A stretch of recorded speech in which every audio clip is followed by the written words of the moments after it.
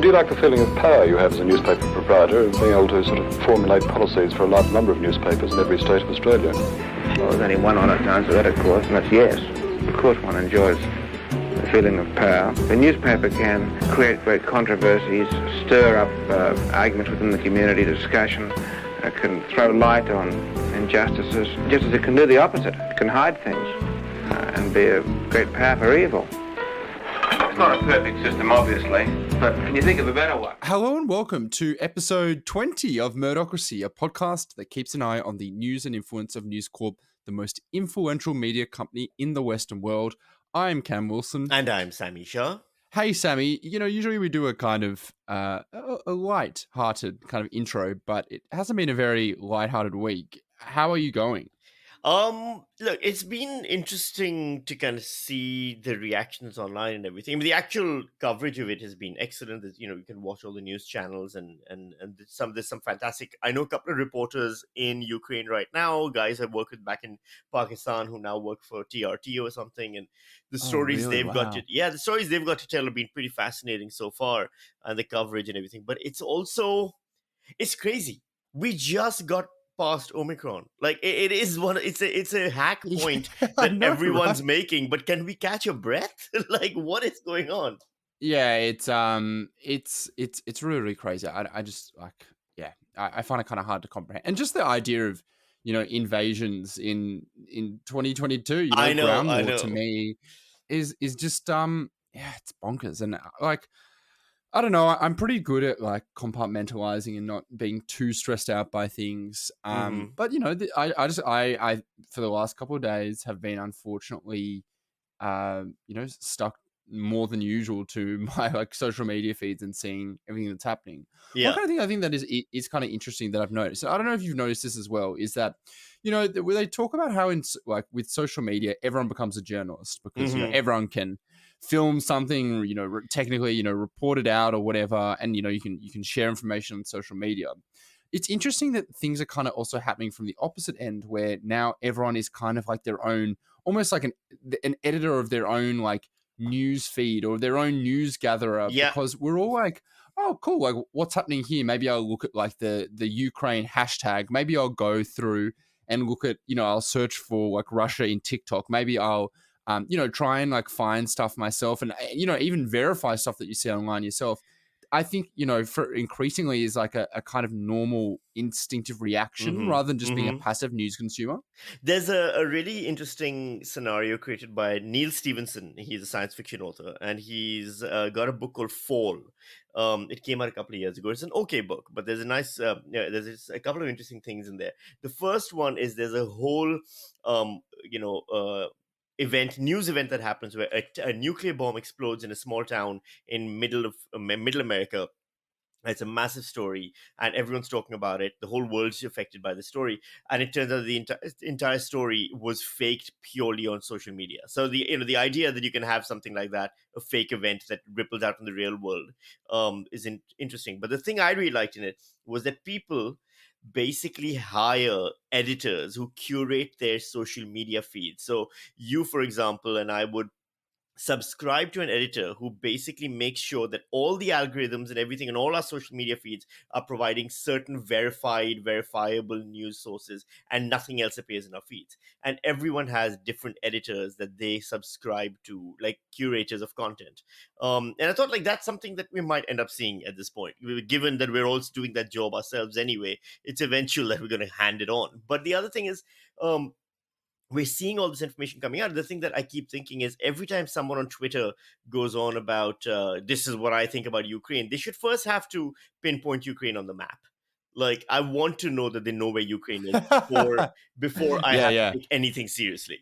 And also, ask them how do they find time to become such an expert on Ukraine, considering they've just been studying epidemiology. And so incredible that they can change expertise so quickly. Exactly. Yeah. There's everyone is an expert at everything, and therefore they're no experts, No. And it's actually Neil Stephenson, if I'm not mistaken. He's also the guy who invented the concept of there's a the lot metaverse. of ideas he has which in 10, 15 years become reality. And I really think the curated social media field is one that we might end up seeing. Yeah, that's so interesting.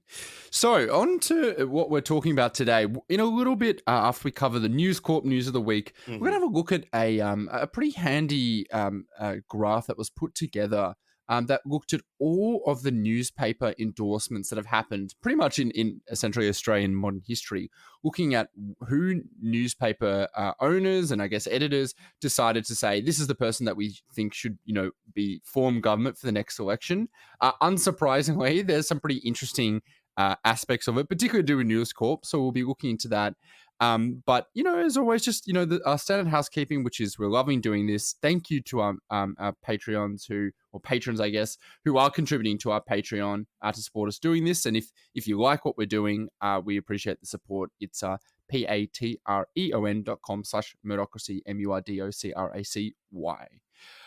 All right, shall we get into it? Let's do this. On Friday night, Australian media held its annual awards ceremonies, the Walkleys. News Corp was a big winner on the night. Sam Maiden, who's the political editor of news.com.au, took out the big gong, the gold Walkley, plus our Walkley for the coverage of major event or issue for the Brittany Higgins story that she broke. They also had the best scoop of the year for the Anom Files with Ellen Winnett. I don't know if you remember that, but that was the story about how the AFP were one of the crime organizations who essentially set up a supposedly encrypted app that was used by criminals, but actually it turns out that essentially they were CCing all these encrypted messages to the law authorities, so very convenient for them. And also they did well in sports journalism and a few photography awards too. 9 papers did well. Nick McKenzie and Joel Tozer were the probably standouts who took home some awards for their expose on Australian neo-Nazis. And kind of interestingly, something I noticed was that the ABC probably didn't do as well as they'd hoped. They usually do quite well, but in particular, a noticeable shutout was Louise Milligan, who was kind of doing stuff on the Canberra Bubble story, which was, the Christian Porter allegations before the rape allegation, which he denies. There's the stuff about the Canberra culture that really was kind of set the conditions for all this. She didn't win anything either, and in a few other categories. Also, one other big shutout, me. Yeah, that's right. I lost my category, which was look, I'm. You win some, you lose some. I've done my losing. Maybe I'll do some winning in the future. Well, no, I'm not too heartbroken. Let's talk about the category first. Which category you were nominated in, and you really did try to kind of game the system to get that nomination. It was very impressive. Yeah, that's true. Yeah, I'm not that heartbroken because if I'm being 100% honest, I didn't feel like I did a great act of journalism that was snubbed. So I was in this category called it's for the award for headline. Scoop or hook. And so the whole point is to, award people who've done something that is a good job at enticing people to read or listen or watch whatever they've done. And it's been going for years and years. And, you can do anything from an Instagram caption to a tweet to a newspaper headline. But what I noticed is when I was looking at this a few years ago, when I first paid attention to the awards, was that every year, without fail, the person who won and even just all the finalists were just newspaper sub-editors who'd done like really punny headlines. And I don't personally I have an ideological thing about newspaper pun headlines because I think personally that they tend to be like, I get why they're funny. I love a good pun, and it is clever when you can do it well. But often, like, I don't think they do their job of being like, of being a headline that well, because, at its core, a headline is supposed to coax people in. It's supposed to convince them to read the article. Well, a pun often doesn't really make sense unless you've read it, particularly some of the more tortured ones. But, knowing this, having, seen The Matrix crack the code, I was like, I just before the Walkley Award deadline, I went and looked through some of my news pieces that I'd written last year. I chose the ones that would work the best with some terrible puns that I could just think up on the spot. Some really, really tortured ones. Like they're like, I did one about, one of my stories was about how a change was affecting the Australian or the Queensland tattoo community. And I think I called it like a hit for tat, like just really, like, really, really bad stuff.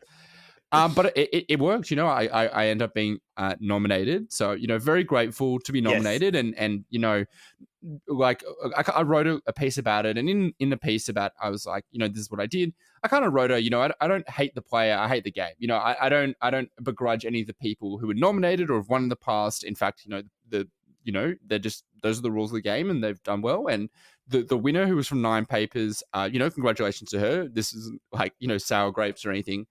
But, in my heart of hearts, it wasn't like I was deeply devastated that, like, my article about ivermectin that I tweeted out with a caption called, like, straight from the horse's mouth. I'm not devastated that didn't, like, win me a Walkley. But you make a really good point, by the way, about the effectiveness of headlines and whether or not puns, because the puns are always the things that win, and it seems like it's a glorious award for sub-editors more than anything else. However, if we want to talk about actual effectiveness, then the Daily Mail is the only outlet which should win this award every year, because their headlines, which are basically giant summaries of the whole story with all the possible keywords in to make sure Google Analytics and Facebook Analytics, really, push the story high, are way more effective at getting people to read the article than anything else. They've really got it down to a science. No, totally. I mean, like, that's the thing. I think if you are like, that's kind of the reason that I wrote something about it and felt okay trying to game the system, because I was like, the point of a journalism award and any awards for that kind of thing is to try and encourage good habits. You reward someone who's done something well, and like a good headline in 2022 is not a pun because it probably doesn't do that well on search engine optimization. Maybe it's not super shareable. Like, it may not even, fit well, when it's posted on Facebook versus, Instagram or like whatever. I think probably, like the headline that should win every year should be something like, the AFL grand final, what time is it, who's playing, and like, what are the rules? Because that's the things that actually get people in. Like, you won't believe what this D-list celebrity said at a dinner party yesterday. Yeah. So, I don't know. It was, it is interesting. And I'm not going to extrapolate too much. I know there are some people who have, look, in any award ceremonies, there's always people who say, that, certain awards aren't, given out to the right people. But I will actually, like, I'm not going to say this in a critical way, but I will point out something interesting that I'm not sure many people know about, which is that I mentioned, Scoop of the Year. So that's supposed to be the big story of the year that I mentioned just before, that News Corp one about the Anom app. So that encrypted app that was, set up by the AFP. What's quite interesting is that I know for a fact that story was what's known as a drop, which we've talked about in the past. Exactly. When police, or anyone, but in this case, police give the story basically to the journalist. Give a story, exactly. Give a story to someone, and sometimes it's because they have a really great relationship, but often it's because you work for X publication, and that's a big publication, and that's the people we want to reach. So that's why when something happens that the government all of a sudden wants to have some kind of conversation about, for instance, asylum seekers. That's why you'll see all of a sudden coverage of a new ship arrival that's supposedly, top secret, end up in the Daily Telegraph, because they're like, that's the audience I want to receive. I want to speak to, and that's the people who I think will give me the best coverage. Now, like, look, congratulations to Ellen who won it, and obviously, she wrote it and did a great job, and it was literally like an international story, like it was covered around the world. But it wasn't investigative journalism. Well, yeah, I FOI'd the police briefing, what they were giving to prepare the AFP to talk about this, because I was kind of curious. I'm like, this is something the AFP want to show off. They're like, look how technologically able we are. Look at these big arrests. We're doing such a good job of cracking down on crime and drug use and all that stuff around the world. So, this was a big moment for them. And so I was like, I'm kind of curious to see what questions that they were sensitive about and, what answers they had. And one of them was that they literally had a question that was supposed to answer, what if someone asked you, I'm paraphrasing here, but what if someone asked you about why you gave this specifically to the Herald Sun and not, for instance, the ABC or the Guardian or whoever. And the reason was because, it was a short answer, but it just said, for strategic purposes, as in it suits us best. Yes. But that is, literally proof that, in there that they prepared and were even sensitive about the idea that, like, they decided to control the narrative and be very, very careful about who gets it, not giving it to everyone at the same time, but just to the one publication. I mean, that was the story that ended up getting Scoop of the Year. And, like, whether you think that's right or wrong, I'm sure the judges didn't know the background that I did. But people do kind of, do get a little bit funny about these awards sometimes, and different ideas of what is good journalism, and I understand that. And it's a point of contention. Yeah, look, it is an award ceremony at the end of the day, and awards will always be controversial, and who judges them and on what basis they're judged, etc., etc. I mean, the fact that the ABC didn't do well at all this year, it could very well just be down to the fact that the ABC budget cuts have been hurting them for so long. No wonder they don't have money to invest in new journalism stories that are award worthy. They're just probably focusing on other stories, or they just had a bad year. There's many different reasons. Exactly. Exactly. We've Sometimes also you just get beat. If you want to look at a trend, I don't think you can really draw something from one year. And to be fair, the ABC, they still did get, like they didn't get like shut out altogether. There were like other kind of smaller awards, but in terms of the big stuff, they were kind of shut out of that, I think, largely. The real question I have is, you were there, right, in person? Yes. I was there in person. I've never been, nor probably will I ever be. Let's be real here. What is it Sammy, like? Don't count yourself short. Unless they have a news satire podcast section, I don't think I'll be making it across. But what's it like? They've got best headline. I don't think that's that far off. What's it like? Yeah, I mean, it was interesting. So, I mean, it was a big do. It was at the Sydney's ICC Centre, which is like. How's the food? Food was, honestly, it was awful. I had a really unenjoyable meal. I had a very rubbery and cold chicken that I didn't enjoy in the slightest. But look, that's me. I got a free ticket because I was nominated, so I can't complain. And like these big conference centers, I guess they're kind of tough. But yeah, it was interesting. How many journalists would you think, based on a percentage, were doing coke in the bathrooms? I was keeping an ear out for that. So people would remember that I think it was Mark DiStefano when he was at BuzzFeed famously wrote about being, I think he was offered coke, he says, by a union rep. That didn't happen to me. Maybe I haven't been paying my dues long enough, but I pay my membership. I contribute. No, I mean, look, I saw everyone being pretty well behaved. Maybe I was. I had a few drinks, so I probably wasn't the most observant kind of state of mind. But look, I don't know. Like there's definitely like a kind of quickiness in a sense in terms of like the big, I think, publications. But that's not like I would never talk to X person. It's more just like these are people I know. And yes, I haven't been to other ones, but I did think there was like a pretty nice vibe considering that people haven't been able to see each other for a long time. And I think I'm not sure that they had last year's in person. So this was kind of nice. Look, I'll be honest with you. Some of the self-congratulatory stuff that sometimes happen at these things, I mean, it gets to me. Absolutely. And that's my kind of like, that's my contrarian streak in me, which I think a lot of journalists have. That's why they're journalists. Like I do this journalism because I think I'm trying to do something interesting, make change. But also sometimes the self-congratulatory stuff can, I think get a little bit much. But, that's the point. We're supposed to be there celebrating us for one night. I think journalists often celebrate themselves. So, but I think at least for one night it's fine. I don't know, All right. Didn't really have that much goss there. I think everyone was kind of well behaved. Very, very disappointing indeed. All right, on to the next story. Now, I mean, we talked about this just before. It is the biggest story in the world, and it's been, Russia's invasion of Ukraine. That is the biggest story, unless, of course, you're Sky News Australia. And then, according to them, the real threat is a much more universal one, one that might even affect us a bit more here at home in Australia, and that is cancel culture. ABC's Lauren Beldy took a photograph on Thursday night, I believe, of the newsroom. It may be the Melbourne ABC newsroom, of 4 televisions where they had CNN, APTN, which I think is a Canadian television network, Reuters, and Sky News Australia. And I believe it was during some kind of official statement by Ukraine, might have been their address to the Security Council.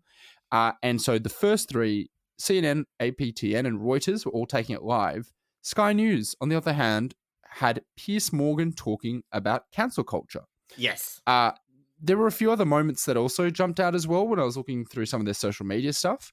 On Friday morning, so this is literally after, the fighting had broken out, that there were Russian troops killing Ukrainian people and vice versa. There was the Sky News published an interview with one of their GB News correspondents, which is that kind of new pop-up organization in the UK. And it was titled, "Canada is more authoritarian than Russia right now." And that's obviously relating to these freedom protests. Right. And then there was another video that came out, Biden probably sleeping as Russia launches special military operation. Sami, I'm really curious. Before all this, would you have thought that these culture wars would have stopped for an actual war?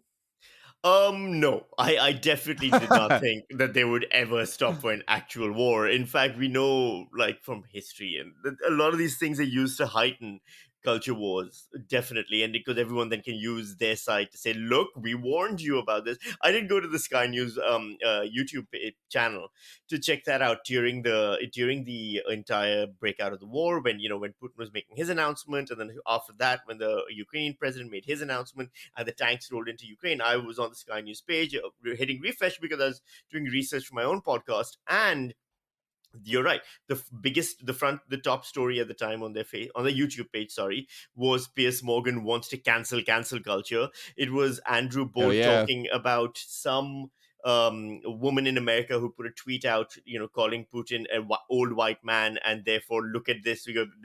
Some random woman in America on Twitter with 15 followers is responsible for race and racism, as opposed to let's focus on this massive global issue over here. It's very much them saying, look, we warned you about this. That if you focus on cancel culture, Putin will walk into Ukraine. Meanwhile, we've also got things like Steve Bannon. I don't know if you saw that clip, talking about how Putin is anti-woke and therefore so cool. And we've got all of these different things. We're just going to see more of that. We're just going to see more and more of people using the invasion to kind of justify their points of view in their personal cultural battles. Yeah, I think you're right. I was kind of curious. There was a lot of this stuff, and this wasn't Sky News. This was, I think, this was partly Sky News, but more kind of like global right wing culture warriors were really all circled around this argument that, like, the West, like, it was a half joke, but also mentioned about how, like, the West had been, too long obsessed with things like diversity or like knowing what someone's pronouns are to be prepared for war, which I just found to be so, like, such a ridiculous, and like just such a honestly, like, a pretty bit of a pathetic argument, and very, very glib. But then I kind of realized why that I think a lot of people who believe that kind of stuff had kind of circled around that specific argument. And that's because, like, if you're in this kind of like Sky News after dark opinion space where you're like, rah Trump, Joe Biden is terrible, you're also kind of, really in this kind of nationalist, like, military power, I'm all about that. We've got to be strong, etc. The difference between the US when Trump was in power and when Joe Biden is in power now, when it comes to the military, is not really that much. No. It's not like Joe Biden has been like, okay, like, snap my fingers, let's get rid of the military, and the only people who will be able to serve are like the LGBT community or something, ridiculous. Like, it's exactly the same. So knowing that, you can't really argue that the US has, like, militarily, in terms of its power, has gotten weak in terms of infrastructure, people, all that kind of stuff. So you've got to find a different way to kind of essentially argue that something's gone wrong. And their argument is just that, people are too woke, and for some reason that's, essentially, made it impossible for the US to protect the world or whatever.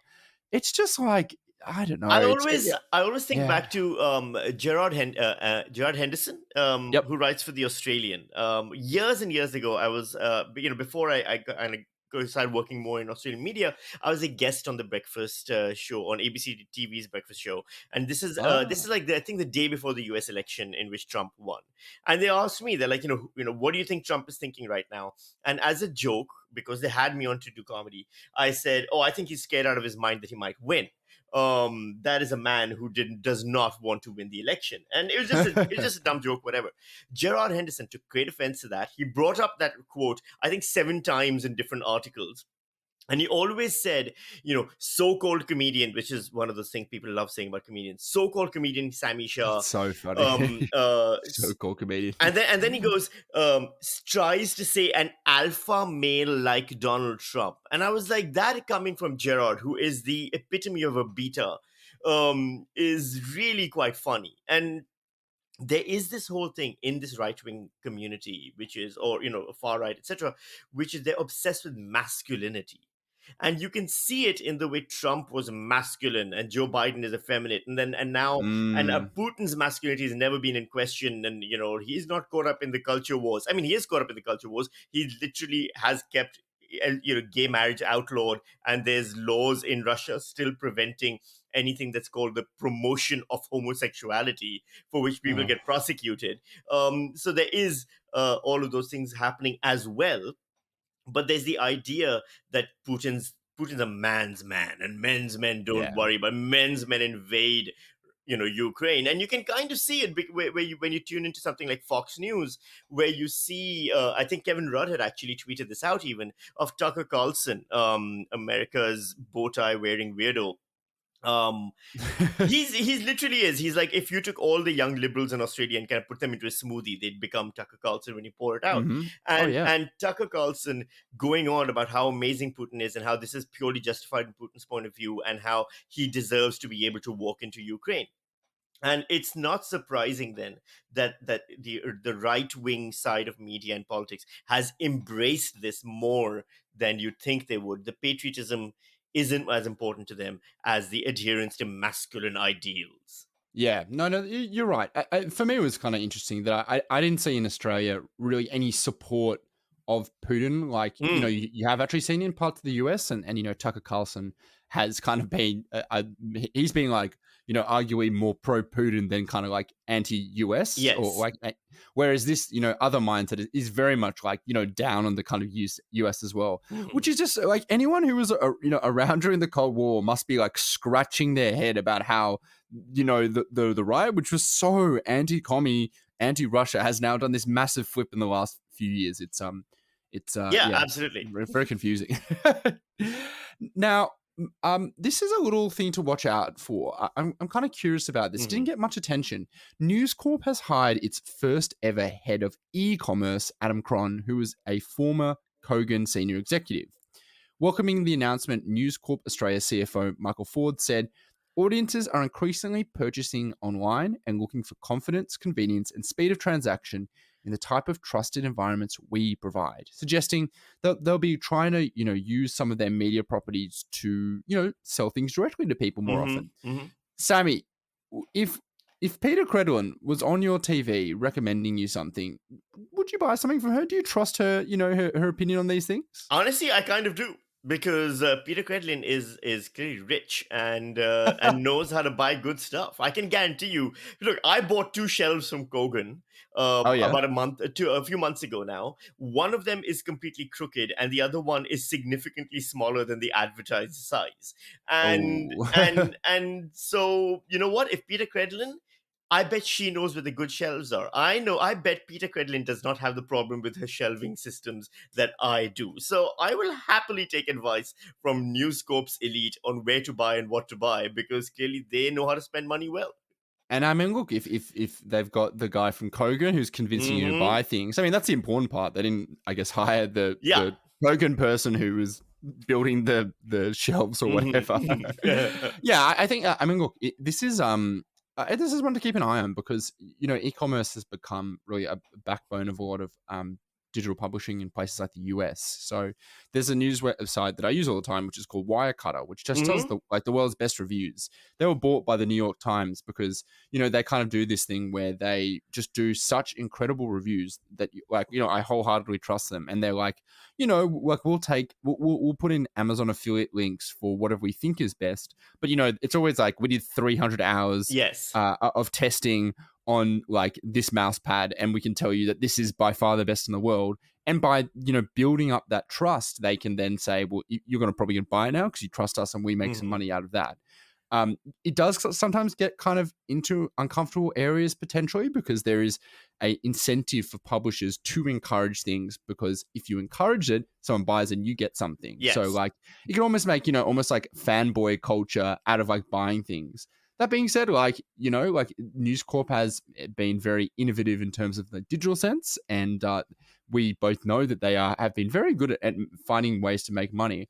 I would not be surprised if we look back in a couple of years and be like, wow, this is actually quite a big hire. Yeah, look, I mean, I had to buy an air purifier recently. It was very difficult because I spent a lot of time Googling the best brand, the best affordable brand, the best affordable brand available in Australia, the best affordable brand available works with cats.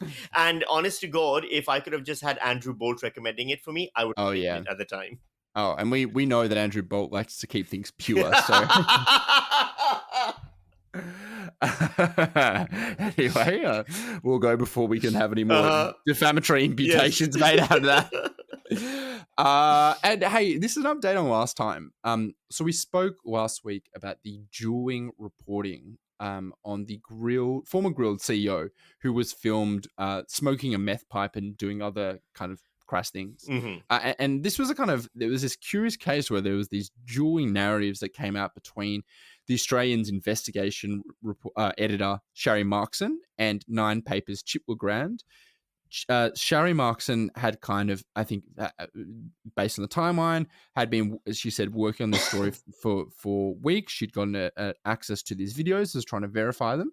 And then just as she went to this former CEO, it appears that he then went to Nine Papers, who kind of rushed out a story that was a lot more sympathetic to the Grilled CEO, kind of also implying that Markson had been working with the extortionists, something that I think she said was not true. So we kind of had those last week. We said, well, here's the kind of two different accounts. One's much more sympathetic. One, in fact, claimed that the Nine Papers one claimed that this had happened years and years ago and that, he was being extorted.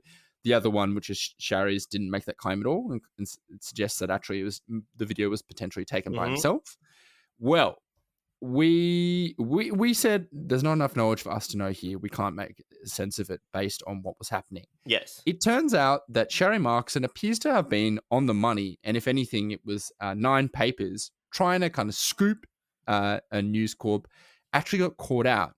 She published a pretty nifty piece that was able to cross-reference the video, including a very obvious and unique-looking light fixture with the house of the former CEO that he'd only bought in 2020, kind of making it pretty clear through that and a few other bits and pieces that this was not a video that was filmed, years and years Singapore ago or wherever, in Singapore, right? yeah, at gunpoint by extortionists or something, but actually was something that was filmed a lot more recently.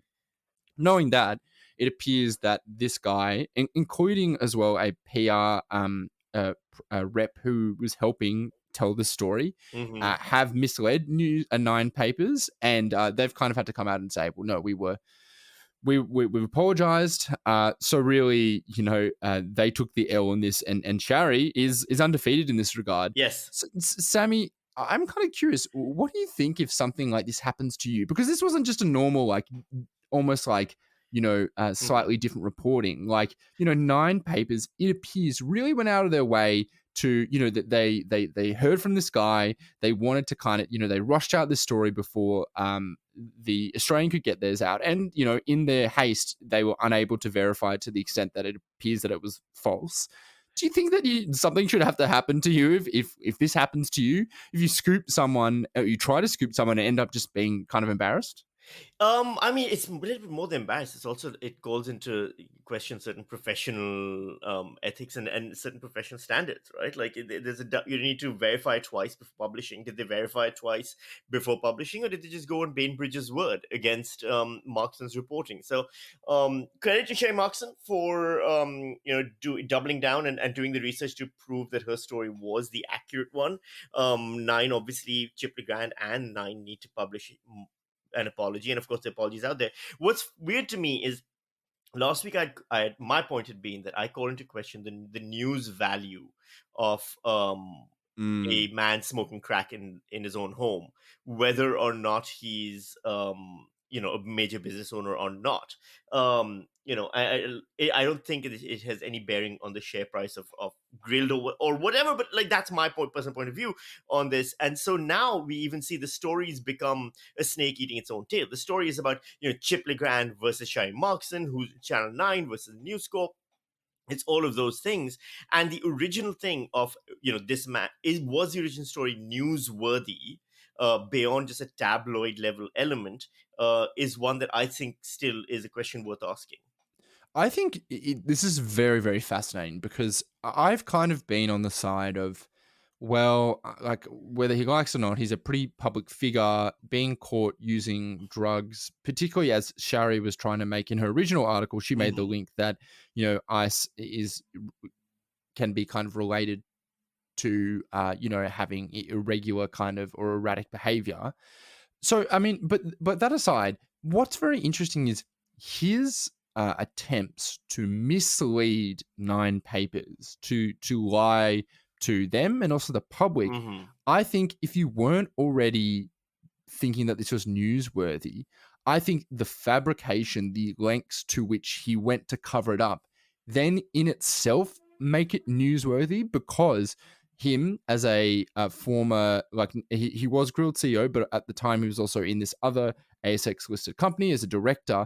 Him misleading the public in a way shows that he doesn't really have any credibility. So like, even if you didn't think in the first place that he was, that this was kind of worth reporting on, that this should be just a private matter. I think the fact that the process of reporting on it, which made him react in this way, to me, kind of removed any questions about whether it's newsworthy, because it showed there was real questions and things that should be in the public knowledge about his honesty and his credibility. I think it also says something about the world we live in, that the guy's cover story, which is that he was in Singapore and then someone drugged him and then they filmed him doing crack and then he woke up and they were extorting him, was believable. Like, yeah, we now bizarre, live in a world get away with it. Well, we live in a world now where all of a sudden, like, yeah, I can see that happening. It sounds plausible to me. Yeah. So that's pretty worrying.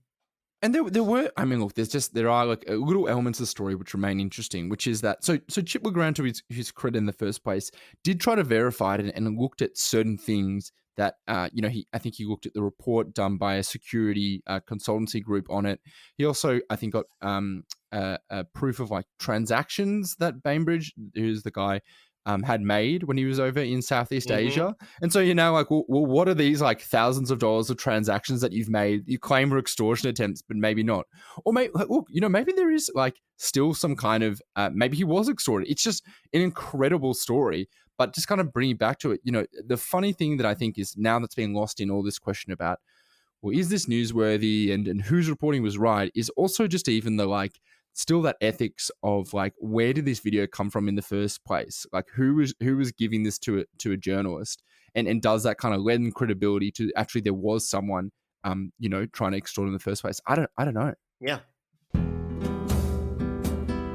So every election, this kind of strange thing happens to news outlets that are supposed to be impartial, supposed to be non-partisan. A lot of them decide just before an election to do a editorial endorsement of one of the parties, to say this is the party or the group that we believe should be the one to lead Australia after this election, which to me is kind of a bizarre thing, because you've got these newspapers that are kind of supposed to be, well, we're just reporting the news, and we've got kind of opinion that's separate to that, but also the whole publication together says we all want this person to be our next prime minister and these people to be our cabinet and that kind of thing. Well, kind of looking into the history of that, we've got this chart that was put together by Travis Jordan, who is a Victorian kind of media and policy professional, who I believe works for state government, so probably actually can't really talk to us. But what he did was he published this big chart of all of the endorsements that had been made since 1996, looking at the different publications, the company that owns the publication, and who they endorsed. Sami, I don't know. Have you like ever really paid much attention to these endorsements in the past? It happens in American news as well, right? New York Times will endorse someone, and Washington Post endorse someone, and every newspaper does it. I've always found it ethically very problematic as in journalism, because how are you able to maintain your impartiality as an outlet if you are then quite obviously stating who you favor in an election, and it causes a problem because, for example, the New York Times endorsed Hillary Clinton in the 2016 election, and when Donald Trump won, you can now make the argument that they will never be fair to Donald Trump in their journalism because they publicly endorse another candidate. And when that happens in Australia, you can make the similar argument. If the Age endorses Labour in the next election, and I'm not saying that they will, but if they do, and coalition wins again, in the coalition, every politician can always call out the Age's journalism as biased, and that's a valid criticism that you can make because they've given evidence of a bias. It goes against basic journalistic principles. So I've never felt comfortable about it. I really don't. I also don't know how much weight it carries with people. If you're who is literally going, oh well, the Herald Sun endorsed so and so candidate, I guess that's who I'm voting for. I guess there are people out there, but there are people out there who watch reality TV in Australia still. So I don't know. I'm not in tune with the zeitgeist, but overall, yes, I do find it extremely unjournalistic and something that it's an old tradition that really should have died out if journalism is to take itself seriously as being an impartial source. Yeah, I think that is very kind of interesting because you've got this contrast between do you want to be be a leader or do you want to represent the kind of change that's happening? Like, do you want to put yourself out there and endorse someone, even knowing that they might not win, but just by saying, you know what, this is who we think it is, and then in doing so risk, alienating yourself from different voters. Like in the case of, funny you mentioned the New York Times. I remember in 2020 they endorsed people for the Democratic candidacy, and they took this weird step of endorsing two candidates, Amy Klobuchar and Elizabeth Warren, who both just did not actually get anywhere near the Democratic nomination in the end, and were just bizarre choices. And everyone was like, wow, I can't believe this, to me, kind of brings in question their kind of judgment about who's going to win. So yeah, do you want to be that, or do you want to be this is the way we think this is who we think is going to win, but in doing so, you're not really actually kind of saying anything. You're just trying to read the tea leaves. Yeah, it is bizarre. Who we think will win is a different thing. Who we think will win is a fair game. You get analysts, you get experts. They make predictions based on all kinds of data and research, etc. That's a different thing. But an endorsement, which is what a lot of times this is what it is a very different beast, because an endorsement is flying your flags, is saying these are the people that we back and we think should win.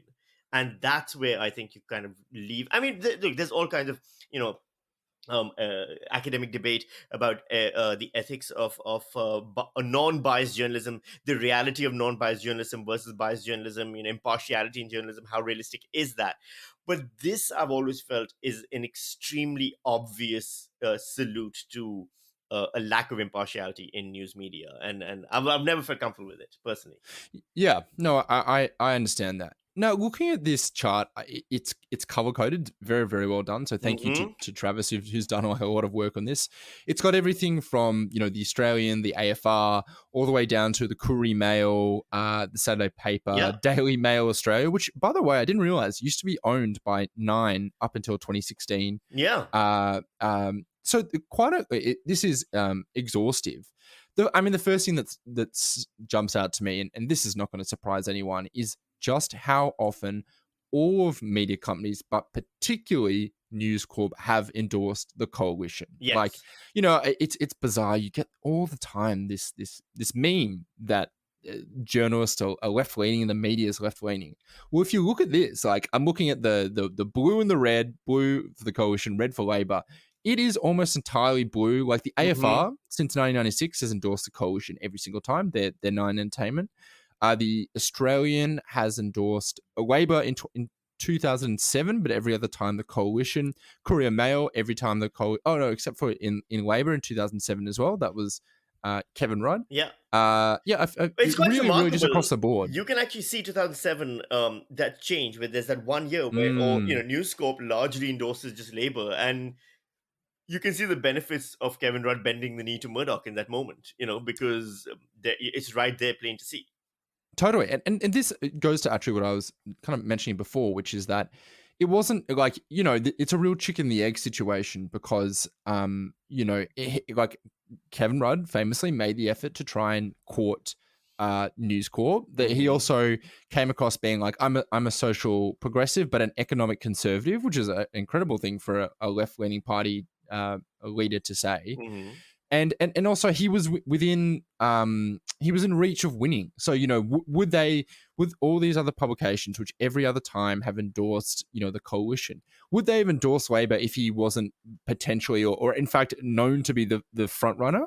I don't know, maybe not. Yeah, there is a lot. I wish I was here in 2007, honestly, because it sounds like it was one of the most interesting elections we've had in ever since. Even there's been the other aspect of this, which is how much of this is down to Labour not playing that game. Perhaps then, if Kevin Rudd was able to do this in 2007, why wasn't Shorten able to do it in 2019? What has Albanese reached out at all? Based on current evidence, I don't think so. But who knows? Like, is this worth it then? We know that this is the game, how the game's played. Is it worth playing the game then? I also think that if he hasn't, I don't know what he's done, but I think there's an argument not to, at the very least, because, this is just based off my gut feeling.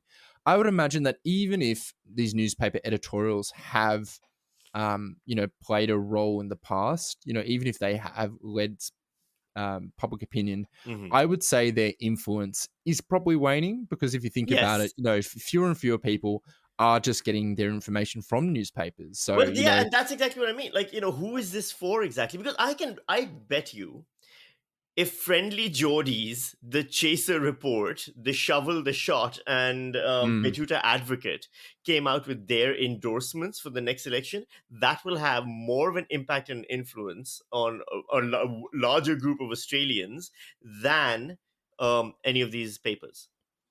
Yeah, I think that's right. But then I guess there's also the question of like elections aren't won, particularly in Australia, but where we have compulsory voting, they're not really won by firing up the base. Like let me pick out, the AFR, who obviously works towards a certain demographic and that has endorsed coalition every single time since 1996.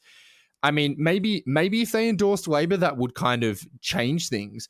But if they endorse the coalition again, it's not going to change any mind. So in that way, I don't think that's actually substantial, if you know what I mean. Yeah, but absolutely. They've got a macro. They press like function F4 and it prints out the entire endorsement article that they wrote 35 years ago. Like, there's nothing newsworthy here. Yeah. So it will be. I think it's one of those things where maybe it's worth just seeing if things do change, and also remembering that elections are won in a surprisingly small number of seats in the end. Like I wouldn't be surprised if only a couple of seats end up like changing hands, and that's enough to change government. So that means that like some of these publications, their endorsements may be kind of irrelevant because but if you can like convince a few people in the center, just a few, that might end up actually having a kind of outsized influence. I don't know. It's very hard to get a sense for it.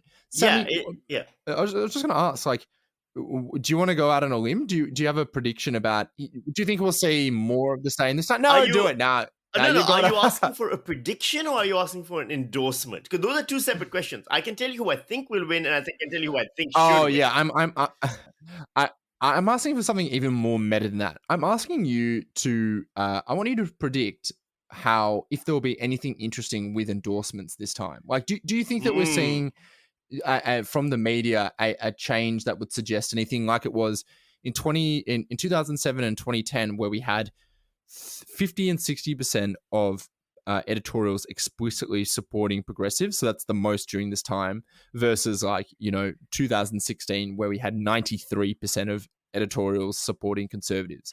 Do you think that we're going to see a big change this time? Do you think that, like, for instance, I know that we've seen that Anthony Albanese has actually been doing, despite, maybe he hasn't gone and hung out with Rupert Murdoch, he has been doing this press tour. He did a big sit down with the AFR, with Women's Weekly, with I think the Daily Telegraph as well. Do you think that's going to be enough to get him some editorials because he's playing the game?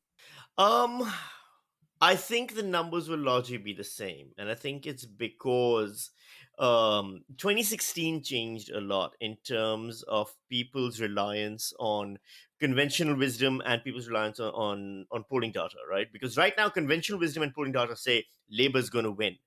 But because they said that last time so much and Labour lost, now anyone who thinks Labour is going to win still has it at the back of their head a little bit that, or I could be 100% wrong again. And so you're going to see them hedging their bets. You're going to see anyone who would support Labour anyway is going to continue to support Labour. But News Corp, for example, I think will continue to back the coalition against Labour winning, because they don't want to be stuck in that situation where they back Labour and it turns out the Labour loses again. No, I think that's right. And here's my prediction so we've seen pretty much over time the number of editorials that have explicitly supported one time or the other has kind of floated between roughly about 75 or 80% and 90%. So, people, a lot of them just really do end up taking a side. In 2019, it was just 16%. It was just 70%. And that was 55% of people supporting the government, 15% supporting progressives. I would not be surprised if we see the number go down even further. And the reason is because I think to some extent, some of the, particularly like the News Corp properties, which are, I think are actually in some regards are becoming slightly more explicitly like partisan. I think that they'll be able to read the tea leaves. And so rather than endorsing someone like Labor, I imagine that they might just say, do a kind of editorial that just says, we don't want to endorse this government. We think that they haven't done it right, but we also don't want to endorse Labor either. So, we're endorsing the idea of having good governance, some cowardly kind of cop out like that. Yes. The coward's way out. Meanwhile, I think other publications as well will just be like, I think other people are questioning the need for editorials as well. So that's my prediction. We will see less explicit endorsements. Who will Murdocracy be endorsing? I'm waiting for the candidates to court us. So, I'll keep an eye on my inbox. And when we have these sit downs, kind of like I don't know if you saw the New York Times did this like incredible thing with the Democratic candidates where they had them in for these big meetings. Usually, I think they'll often have meetings with a candidate who they'll ask questions. In this time, they literally like filmed and produced it as like videos and articles. That's kind of what I'm doing. So, I'll keep an eye on my inbox to see when ScoMo or Albo want to have a sit down and, we'll put the hard word on them and see how they. Well, as we know, I can be bought for a proper shelf. So, whichever candidate sends me a good bookshelf, I'm in. I'm easy. Okay, that is us for this week. Thank you so much for listening. It's been, I've had a great time. If you haven't already subscribed somehow, you can find us just about everywhere there are podcasts: Apple Podcasts, Google Podcasts, Spotify. And I really do encourage you to join our podcast group on Facebook at Murdocracy Podcast. We're always dropping stuff there throughout the week. Thank you to Kevin MacLeod for the theme music, the ABC for the recordings from the archives, Ruby Innes for our artwork, and of course, a big thanks to you, Sami. Thank you so much, Cam.